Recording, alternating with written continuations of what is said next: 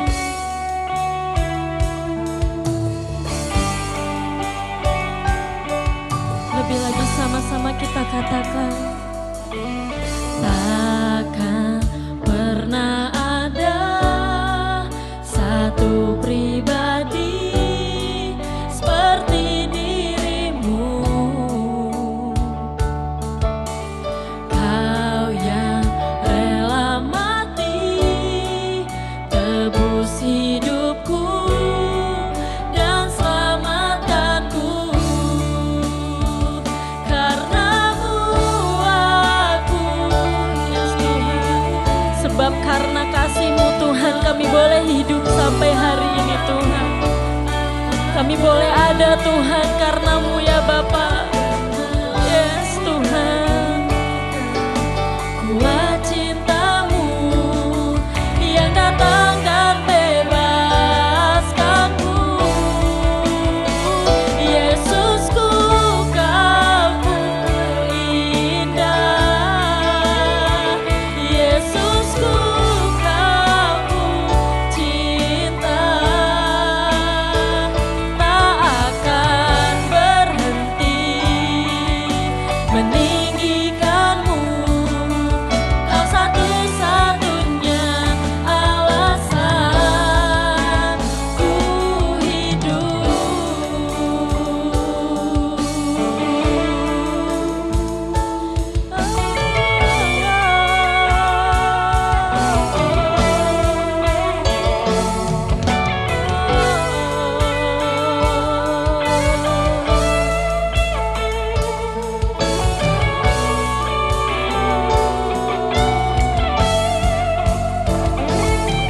Kau semakin bertambah, ku semakin berkurang.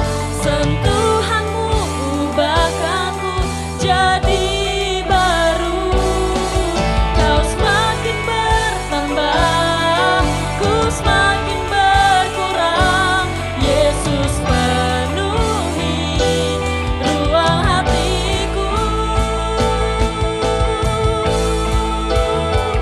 Karena-Mu aku hidup, karena-Mu aku ada. Tak pernah ku ragukan kuat cinta-Mu yang datang dan bebaskanku. Yesusku, Kau terindah.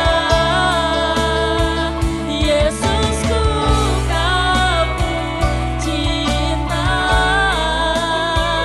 Tak akan berhenti meninggikanmu.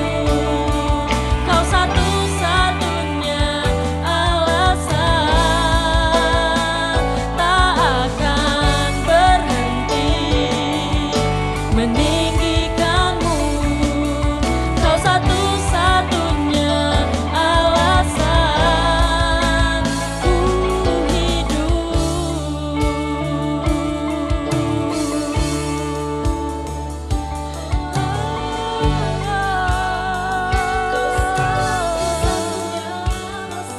Kau alasan kami Tuhan untuk hidup.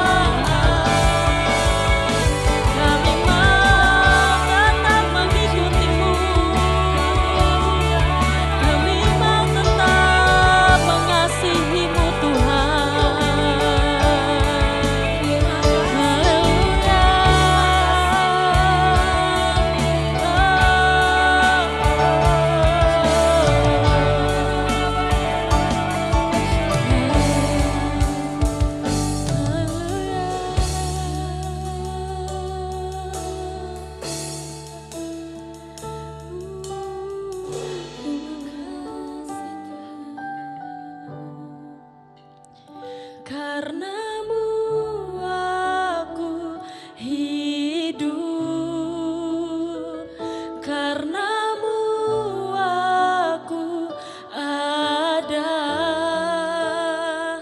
tak pernah ku ragukan kuat cintamu yang datang dan bebaskanku. Yesusku, kau terindah. Yesusku, kau ku cinta. Tak akan berhenti meninggikanmu.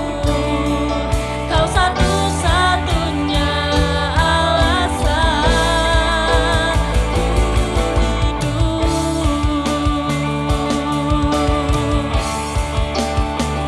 Karenamu aku hidup. Karenamu aku ada. Tak akan ku ragukan kuat cintamu yang datang dan bebaskanku. Yesusku, kau terindah. Yesusku, kau ku cinta. Tak akan berhenti meninggikanmu. Kau satu-satunya alasan. Tak akan berhenti meninggikanmu. Kau satu-satunya alasan ku hidup.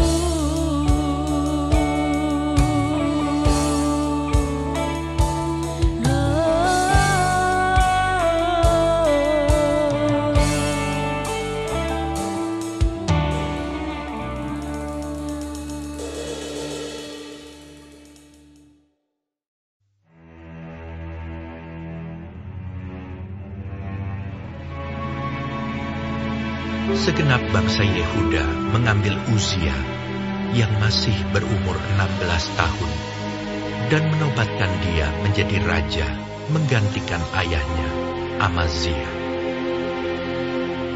Ia memperkuat Elot dan mengembalikannya kepada Yehuda sesudah raja mendapat perhentian bersama-sama dengan nenek moyangnya.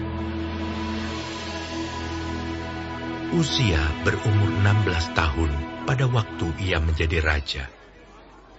Dan 52 tahun lamanya ia memerintah di Yerusalem. Nama ibunya ialah Yekolia dari Yerusalem. Ia melakukan apa yang benar di mata Tuhan, tepat seperti yang dilakukan Amazia ayahnya. Ia mencari Allah selama hidup Zakaria, yang mengajarnya supaya takut akan Allah. Dan selama ia mencari Tuhan, Allah membuat segala usahanya berhasil. Maka majulah ia berperang melawan orang-orang Filistin dan membongkar tembok Gat, Yabne, dan Asdod. Lalu mendirikan kota-kota di sekitar Asdod dan di lain-lain wilayah orang Filistin. Allah menolongnya terhadap orang Filistin dan terhadap orang Arab yang tinggal di Gur Baal dan terhadap orang Meunim.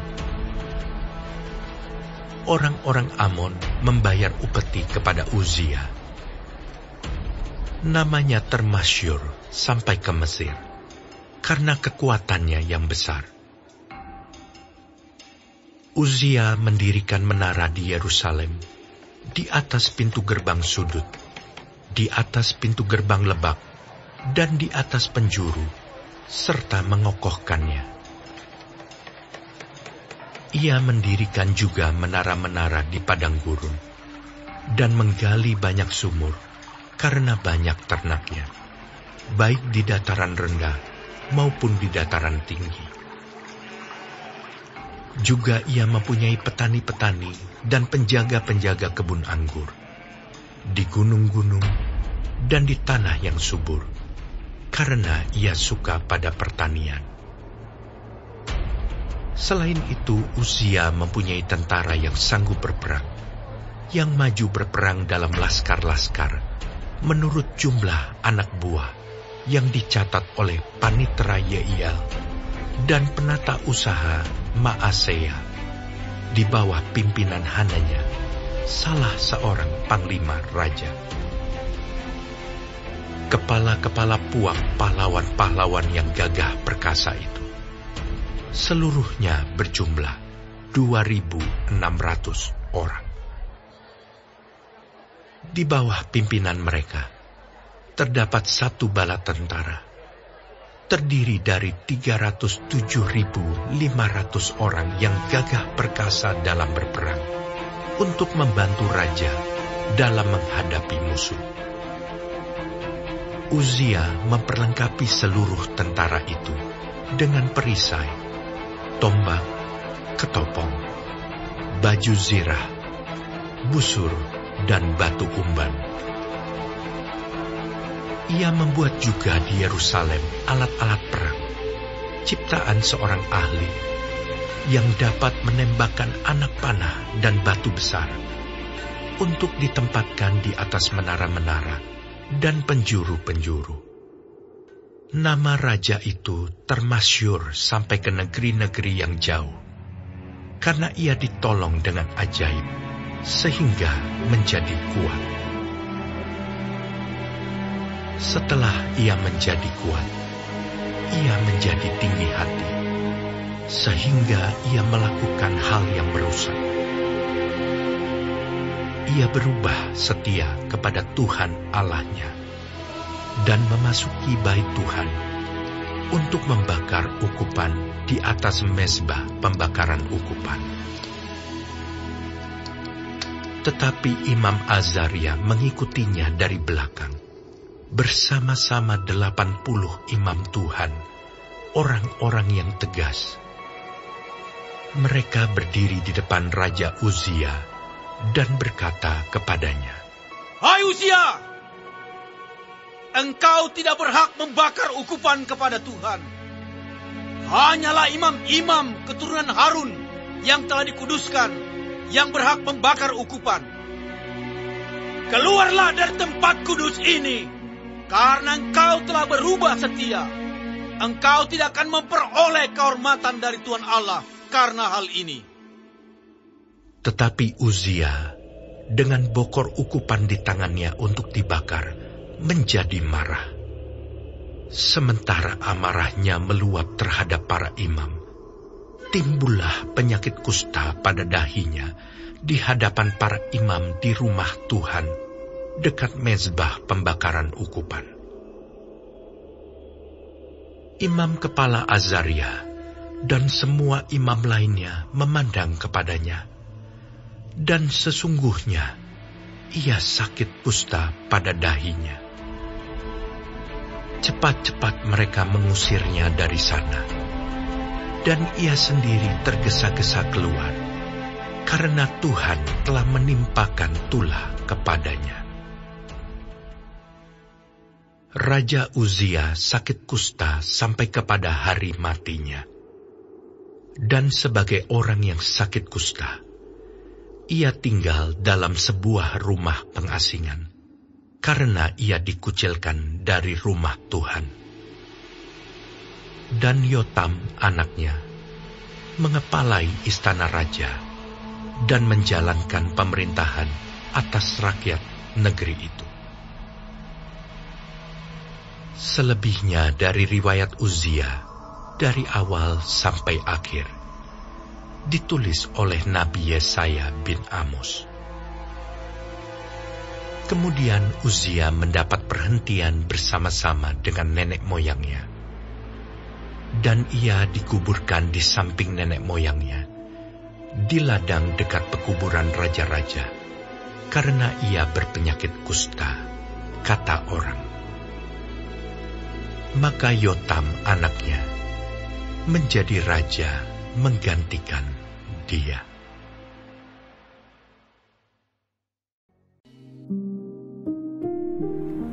Tuhan Yesus, terima kasih untuk pagi hari ini. Terima kasih untuk berkat yang boleh kami terima dari malam sampai dengan pada pagi hari ini. Tuhan, kami mau berdoa untuk setiap hamba-hamba Tuhan dimanapun mereka berada. Kiranya Engkau memberkati pelayanan mereka, jadikan mereka berkat dimanapun mereka ditempatkan. Kami juga berdoa untuk bangsa dan negara kami Indonesia. Kami berdoa untuk setiap kesejahteraan dan apapun yang menjadi masalah di bangsa dan negara ini. Kami percaya bahwa Engkau turut campur tangan dalam setiap masalah yang ada di bangsa ini. Berkati setiap pemimpin yang ada. Kami percaya bahwa mereka adalah orang-orang yang Tuhan pilih. Kami juga berdoa untuk setiap anak-anak-Mu yang sedang mengalami sakit penyakit. Kami berdoa kiranya Engkau Tuhan memberikan kesembuhan yang luar biasa. Biarlah mereka boleh menjadi kesaksian dalam kehidupan mereka bahwa Engkau turut bekerja dalam setiap hidup mereka. Terima kasih Tuhan. Bapa kami yang di surga, dikuduskanlah nama-Mu, datanglah kerajaan-Mu, jadilah kehendak-Mu di bumi seperti di surga. Berikanlah kami pada hari ini makanan kami yang secukupnya, dan ampunilah kami akan kesalahan kami, seperti kami juga mengampuni orang yang bersalah kepada kami. Dan janganlah membawa kami ke dalam pencobaan, tetapi lepaskanlah kami daripada yang jahat. Karena Engkaulah yang mempunyai kerajaan, dan kuasa, dan kemuliaan, sampai selama-lamanya. Amin.